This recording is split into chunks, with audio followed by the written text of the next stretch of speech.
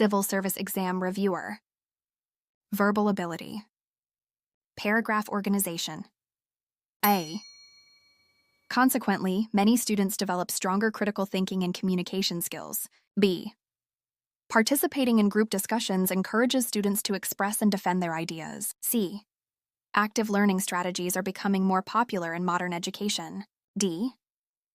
Activities such as debates, role-playing, and problem-solving tasks are commonly used in classrooms. What is the correct organization of the paragraph?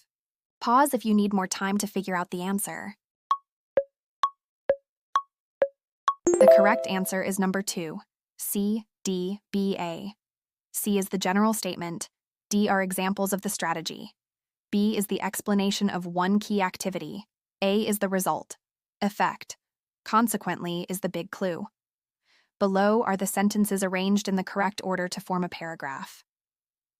Active learning strategies are becoming more popular in modern education. Activities such as debates, role-playing, and problem-solving tasks are commonly used in classrooms. Participating in group discussions encourages students to express and defend their ideas. Consequently, many students develop stronger critical thinking and communication skills. Did you get it right?